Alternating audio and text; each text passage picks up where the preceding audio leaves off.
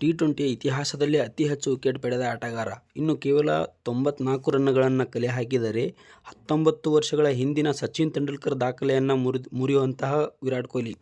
ನಮಸ್ಕಾರಗಳು ಸ್ನೇಹಿತರೆ, top cricketing ಅಪ್ಡೇಟ್ಗೆ ತಮಗೆಲ್ಲರಿಗೂ ಪ್ರೀತಿಯ ಸ್ವಾಗತ. ಇನ್ನು ಯಾರೆಲ್ಲ ನಮ್ಮ ಚಾನಲ್ನ ಸಬ್ಸ್ಕ್ರೈಬ್ ಮಾಡ್ಕೊಂಡಿಲ್ಲ, ಬೇಗ ಸಬ್ಸ್ಕ್ರೈಬ್ ಮಾಡ್ಕೊಳ್ಳಿ, ಗಂಟೆನ ಹೊಡ್ರಿ ಅಂತ ಹೇಳ್ಕೊಂಡು ಈಗ ನ್ಯೂಸ್ಗೆ ಹೋಗೋಣ ಸ್ನೇಹಿತರೆ. ಕ್ರಿಕೆಟ್ನಲ್ಲಿ ಇತಿಹಾಸವನ್ನು ಕೆಲವೊಂದಿಷ್ಟು ಟೈಮ್ ನಾವು ಮೆಲುಕು ಹಾಕೋ ಅಂದ್ರೆ ಕೆಲವು ಪ್ಲೇಯರ್ಗಳು ಜಗತ್ತಿನಲ್ಲೇ ತಮ್ಮ ಛಾಪನ್ನು ಮೂಡಿಸಿರ್ತಾರೆ. ಅದರಲ್ಲಿ ಕೂಡ ಯಾರಪ್ಪ ಅಂದರೆ ಮೇನಾಗಿ ನಮ್ಮ ಬರೋದು ODIನಲ್ಲಿ ನಮ್ಮ ಸಚಿನ್ ತೆಂಡೂಲ್ಕರ್. ನಮಗೆ ಗೊತ್ತಿರ್ಬೋದು, ಕ್ರಿಕೆಟ್ ಅವರು ಗಾಡೆ ಆಗಿಬಿಟ್ಟಿದ್ದಾರೆ ಸ್ನೇಹಿತರೆ.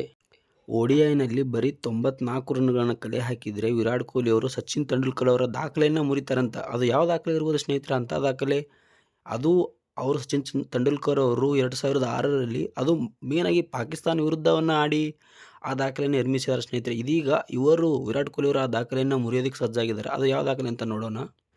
ಈ ಹಿಂದೆ ODIನಲ್ಲಿ 14,000 ರನ್ ಕಲೆ ಹಾಕಿದ ಪ್ಲೇಯರ್ ಅದು ಜಗತ್ತಿನಲ್ಲೇ ಇಬ್ಬರು ಇದ್ರು ಸ್ನೇಹಿತರೆ. ಅದರಲ್ಲಿ ಒಬ್ಬರು ಸಚಿನ್ ತೆಂಡೂಲ್ಕರ್ ಅವರು, ಇನ್ನೊಬ್ಬರು ಶ್ರೀಲಂಕಾದ ಆಟಗಾರ ಕುಮಾರ್ ಸಂಗಕ್ಕರ ಅವರು ಸ್ನೇಹಿತರೆ. ಇದೀಗ ವಿರಾಟ್ ಕೊಹ್ಲಿ ಅವರು ಈ ಇಬ್ಬರ ದಾಖಲೆಯನ್ನು ಮುರಿಯಲು ಸಜ್ಜಾಗಿದ್ದಾರೆ ಅಂತಲೇ ಹೇಳ್ಬೋದು ಸ್ನೇಹಿತರೆ. ಕೇವಲ 94 ರನ್ಗಳನ್ನು ಕಲೆ ಹಾಕಿದರೆ ವಿರಾಟ್ ಕೊಹ್ಲಿ ಅವರು ಸಚಿನ್ ತೆಂಡೂಲ್ಕರ್ ಅವರಾಗಿರ್ಬೋದು, ಕುಮಾರ್ ಸಂಗಕ್ಕರ ಅವರು ಇಬ್ಬರ ದಾಖಲೆಯನ್ನು ಮುರಿತಾರೆ ಸ್ನೇಹಿತರೆ. ಕೇವಲ 94 ರನ್ ಹಾಡಿದ್ರೆ ಹೆಂಗೆ ಇದು ಆಗ್ತಾರೆ ಸ್ನೇಹಿತರೆ? ನೋಡೋಣ.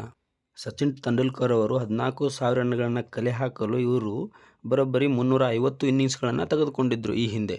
ಇದೀಗ ಮತ್ತೆ ಅದಲ್ಲದೆ ಕುಮಾರ್ ಸಂಗಕ್ಕರ ಅವರು 378 ಇನ್ನಿಂಗ್ಸ್ಗಳನ್ನು ತೆಗೆದುಕೊಂಡಿದ್ದರು. ಯಾಕಪ್ಪ? 14,000 ರನ್ಗಳ ಕಲೆ ಹಾಕಕ್ಕೆ. ಇದೀಗ ಅತಿ ವೇಗವಾಗಿ 14,000 ರನ್ನ ಕಲೆ ಹಾಕಲು ಯಾರಪ್ಪ ಮುಂದಾಗ್ಯಾರ ಅಂದರೆ ವಿರಾಟ್ ಕೊಹ್ಲಿ ಅವರು ಮುಂದಾಗಿದ್ದಾರೆ ಸ್ನೇಹಿತರೆ. ಇನ್ನೇನು ಫೆಬ್ರವರಿ 6ರಿಂದ ODI ಸೀರೀಸ್ ಸ್ಟಾರ್ಟ್ ಆಗುತ್ತೆ ಇಂಗ್ಲೆಂಡ್ ವಿರುದ್ಧ. ಆ ಸೀರೀಸ್ನಲ್ಲಿ ಕೇವಲ 94 ರನ್ನ ಕಲೆ ಹಾಕಿದರೆ ಈ ಇಬ್ಬರ ದಾಖಲೆಯನ್ನು ಮುರಿತಾರೆ ಸ್ನೇಹಿತರೆ. ಕಾದು ನೋಡೋಣ. ನಮ್ಮೆಲ್ಲರ ಆಸೆ ಇವರು ರೆಕಾರ್ಡನ್ನು ಮುರಿದು ಇನ್ನೂ ಹೆಚ್ಚು ದಾಖಲೆಗಳನ್ನು ನಿರ್ಮಿಸಲಿ ಅಂತ ಹೇಳ್ಕೊಂಡು ನಮ್ಮ ಆಸೆ ಇದೆ ಸ್ನೇಹಿತರೆ. ನಿಮ್ಮ ಅನಿಸಿಕೆ ಏನು ಅಂತ ಹೇಳಿ ಕಮೆಂಟ್ ಮಾಡಿ.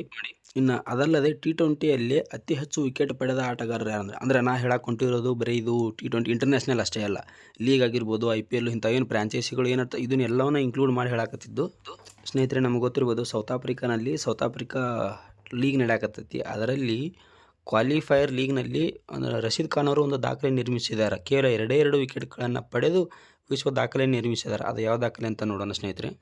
ಅಫ್ಘಾನಿಸ್ತಾನದ ಮೂಲದ ರಶೀದ್ ಖಾನ್ ಅವರು ಇದೀಗ ಈ ದಾಖಲೆಯನ್ನು T20ಯಲ್ಲಿ ಅತಿ ಹೆಚ್ಚು ವಿಕೆಟ್ ಪಡೆದ ದಾಖಲೆಯನ್ನು ಅವ್ರ ಹೆಸರಿಗೆ ಹೊಡ್ಕೊಂಡಿದ್ದಾರೆ ಸ್ನೇಹಿತರೆ.